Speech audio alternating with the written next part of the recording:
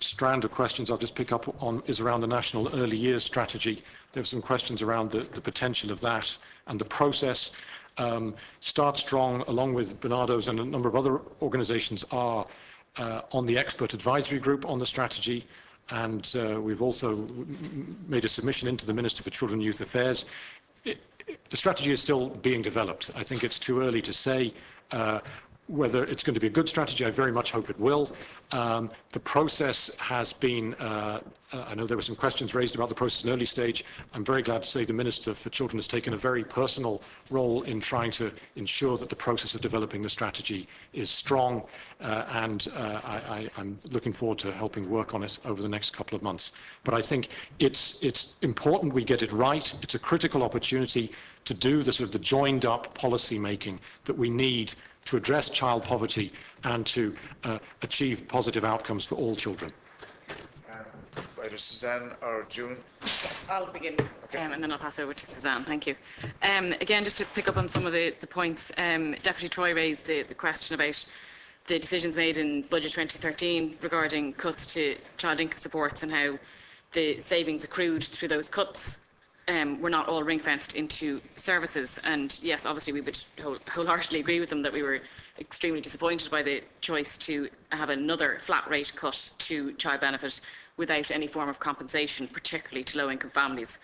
That, in addition to a significant slash to the back-to-school clothing footwear allowance, is really going to send some families over the edge. Already families that Bernard has worked with absolutely dread getting the children ready to go to school in September.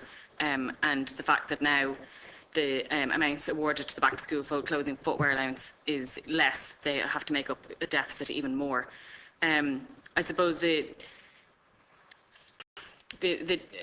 issue around the measures that have been taken to date through this austerity programme and its impact on children, as I mentioned in my presentation, and also as Deputy O'Quailon raised again, but it shouldn't be underestimated, because at the end of the day, is that parents are living week to week. Frequently they're in debt, frequently they're dreading certain times of year, such as back to school, Christmas, or even getting a party invitation in a school bag. It sends parents into dread if their child can't go to it. I suppose the issue of trying to balance that dynamic between child income supports and services is a difficult nut to crack, but I think that the emphasis should be on services, but not to dilute the importance of child income supports. What is required is strong political leadership to pursue that agenda, and as Deputy Conway highlighted, it's already been proven time and again that there is significant return on investment if you invest in prevention and early intervention services. So again, to avoid that short-sighted approach is what we would be advocating for. At the end of the day, children need supports to make sure that they become fully fledged adults and can contribute to society. So to target their childhood is, as I said, a short-sighted measure. When asked the question in terms of 3 priority areas I would choose to tackle child poverty, the ones I would advocate for would be investment in the universal childcare and after-school care services, which, going by our Scandinavian model, certainly have proven time and again to not only be truly beneficial to the child and cracking the nut of intergenerational poverty, but also facilitating parents to take up employment. The other one would be investment in education in order to enable children to stay in school.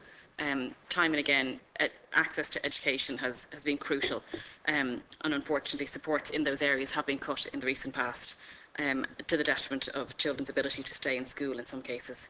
The other area that I believe is crucial is the investment in health, and particularly the access to free GP care, but also, I mean, we know that there is long waiting lists for children to access either mental health services or speech and language, those kind of things. And a year is a very long time in a child's life, and it certainly means that they are starting from a very bad place if they can't get the supports they need immediately. And I think those 3 areas are crucial for investment in order to tackle child poverty. In terms of children's services and our involvement in the Child and Support Family Agency, I'll pass over to Suzanne. Great, thank you very much. I'm going to talk to you a little bit about our involvement with the new agency. And, for example, we're going in to meet with Gordon Jays and his team tomorrow to talk about service planning going forward and the budget in that context. I think the new agency is a fantastic opportunity to improve things for children, for vulnerable children and their parents, and I think the framework is very good. The challenge is there isn't any detailed implementation plan in relation to it. There is a real danger that it's going to be a focus on outputs rather than outcomes. And I'm really quite worried about that. I think it's really important that there is really effective leadership within the system and there's a real tenacity. And because it is about changing culture and changing mindsets. It's a system that has been under pressure for several years and is quite bombarded. So I think if that's accepted and worked on, then there's real possibility. If there's denial about that, then there won't be any change at all. So it's quite a key time at the moment.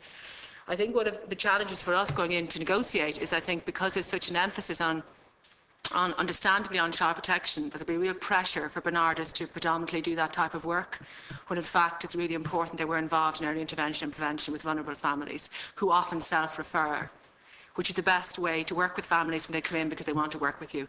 And we're based in the heart of local communities. So literally we're in Moyross, we're in South Hill, we're in Ballybeg, we're really accessible. Versus, being in a place where you have to try and get a bus to, and there mightn't even be good local transport. I mean, it was interesting, the mention of Athlone, and thank you for that positive comment in relation to it. But about 2 years ago, we had to fight really strongly to hold on to that project, because what the HC at the time wanted to do was, as a form of cost cutting, to just close it.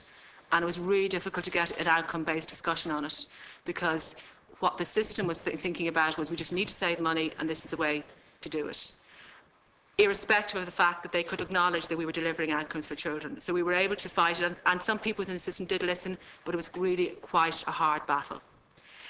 I think the other thing to bear in mind in the context of the new area-based sites is, I think, as far as possible, it should be working within existing systems, because that's a way of changing. So one of the things I really like about the Young Ballymun model is they work with public health nurses, they're working with schools. So I think that makes a big difference, because then, if there isn't as much funding available in the future, you've hopefully begun to change culture and get people to work better together, because that's what's really, really important. And I would hope, to echo what Toby was asking for, I would hope that there will be a very transparent system in relation to that, and there'll be criteria by which local communities can apply. And I think that I think Headstrong is a very good example of doing that. I think Headstrong have quite clear criteria by which a community can be a Headstrong community. And I think if we did something similar in relation to the area-based partnerships, that would be very transparent and hopefully very effective. The other thing that's often talked about is the importance of interagency working. We all know that's really, really hard. It can be done. And I think something like, something like a transparent system which actually asks the communities to evidence-base how they're going to show they're going to work better together would be really effective. Yes, Gerard? Yes, thank you. I'm going to say two controversial things first. I think we need to be mindful of the Scandinavian model. The Scandinavian model is good for services, but there are penalties and conditionalities attached to non-engagement in the Scandinavian model that are fairly harsh. So, fine in terms of services, but not the whole package. Well, it's in a case of the services are put there. If you're not engaging in activation, you're on €20 a day. And that's it. It's fairly harsh if you're not in terms, if you're not engagement. So I mean, the services are there if you want to engage, but if you don't, there are harsh penalties. And so I'm saying that as a note of caution when we always talk about the Scandinavian model. The other sort of element as well that I'm going to say is that investment doesn't necessarily mean more money. Investment means re-engineering budgets. And I think that's an important concept that we need to get over. So that's why we're really campaigning and really focusing on outcome-based budgets across government agencies and departments. Because if there's a child poverty outcome-based budget across education, health, etc., the sharing budget, they will achieve outcomes, because then it's a whole of government approach. So that's really, that's one of my key things that we need to move forward on in terms of looking at a child-centred child poverty budget. You know, I think one of the key things in terms of the new agency is that the FRCs are your gateway services. They are the services that will give, that people will, you know, they should be looked at in terms of people feeling free and easy in going into the FRCs for a whole range of supports, not necessarily, and those supports shouldn't be delivered just on the deficit model, but on an asset-based model in terms of what assets the community and the individuals have, and move forward on that positive approach rather than on a deficit approach.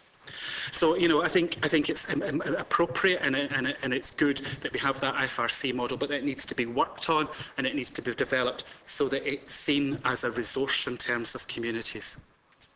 I think that in terms of, you know, going through and seeing what best practice is out there, there are a number of models around Europe where they're using learning sets, where they're using virtual learning sets so that people can post best practice in particular areas, and that could be a real particular service that an area-based budget could actually deliver on as well, because it's about sharing practice, it's about looking at what's working in Limerick or what's working in Dublin. So it's looking at those sort of elements, and that's relatively easy to put in place. I think we need to look at, you know, outcome agreements. Any service or any agency or any government agency that's delivering in terms of child poverty, there needs to be an outcome agreement. There needs to be a contract set up. There needs to be issues there so that there's full agreement, so that we can see that pathway going forward. We're very much focused on evidence-based at the moment, and, you know, providing that. But I'm reminded, I did the Geary Summer School 2 years ago, and Chris Whelan, one of the things that he said at the end of it, we need to believe what we see. And I think that's an important issue as well. You know, there is a scientific assessment in relation to poverty, but let's look out there and see what we see and believe it and respond to that. And finally, on childcare aspect, I think there's a real opportunity there to see childcare as a workforce development initiative in terms of looking at creating jobs in childcare, to creating a professional pathway in terms of childcare. It's part and parcel of, you know, childcare is part and parcel of an economic policy, not just a social policy. So integrating that into a workforce development issue would actually create jobs locally and would actually be providing services. Thank you. Anybody else want to make a final remark? Deputy. One little from the Oireachtas Library and Research Service. It's paper on child poverty in Ireland, dated the 12th of December 2008. In Ireland... Sorry, Deputy, we've also asked them to update that as well, just a matter of for statistics reasons. Yes, of course. But I just thought it was a very telling little point to close on. In Ireland, the levels of child poverty have declined over the last 4 years. The percentage of children 0 to 17 years who are in relative poverty, at risk of poverty, has declined from 22.7% in 2004 to 19.9% in 2007, while the percentage of children 0 to 17 years who are in consistent poverty has also declined from 9.7% in 2004 to 7.4% in 2007. Would that would where we were working from today, another 4 years on. 2013, 6 from that Deputy Byrne indicated. 2008 and 4 is 12. December's just by. Okay. I was at another meeting, so I couldn't be here. I was just interested in what I think June it was. Yeah, June said when you were giving feedback on some of the questions, you said children's ability to stay in school had been interrupted. Or could you just broaden that for me? Could you just explain what you mean by that? Okay. Any other person with a final comment? Okay, I just wanted Deputy Conway, yeah. Thank you again for your contributions, and I think, you know, it's a good kind of level or base of knowledge for us to go forward to talk to Ballymun and to talk to Darndale on Thursday, that this has given us kind of a broad I suppose approach to the whole area. They will get into the very specifics of how they're managing their services and the kind of initiatives they've taken to manage the kind of services that are in their area to meet the needs and to deliver outcomes. But I think, the one thing I'll take away from today is the need for us to start talking more about the language of outcomes and how they need to be a priority rather than just outputs, as Suzanne said. So just to thank everybody again for taking the time to come in. Thank you. Deputy, okay. Toby, if you want to maybe reply in the end, or whoever wants to take the last. Deputy Burns, sorry, it was June, sorry. Yeah. My apologies, sorry. No, you're fine. Thank you, Deputy. What I was highlighting there, I suppose, was the wide-ranging cuts to frontline education supports that have happened in the last number of years, such as either the reduction or phasing out, or even the downscaling of things like the visiting teachers for travellers, language support teachers, resource teachers, guidance counsellors, those kind of frontline supports, which, if for any pupil who required them, they were there, and as a result allowed the child to stay in school because the supports were there. And if the child is now falling behind, the supports are not there, or there's a long waiting list to them, and those kind of things. Also, other issues that have happened are there's been cutbacks to things like extracurricular activities. So even a child who might have been struggling academically but was doing quite well, for example, in art or music or something like that, those kind of supports have also been targeted in the last couple of years. So not all schools can now provide those. Some of the schools within the DESH scheme have been protected, not wholeheartedly, but they have been protected, and we obviously welcome that. But certainly across the board there has been some changes to frontline supports, and as a result some children, particularly those who would be at risk of dropping out, have been experiencing difficulties. You okay? Okay, can I just again, on behalf of the committee and my own behalf, thank you all for coming in and for your presentation this afternoon. Could I just remind members before we conclude that for members, the quarterly meeting with the Minister for Children is scheduled to take place in April, and questions for the Minister are to be submitted by the close of business at 5 p.m. on Thursday the 14th, and they can be sent directly by email to our committee email, which you're familiar with. Okay. Any other business? No. We stand adjourned until 9:30 on Thursday the 14th. Good morning.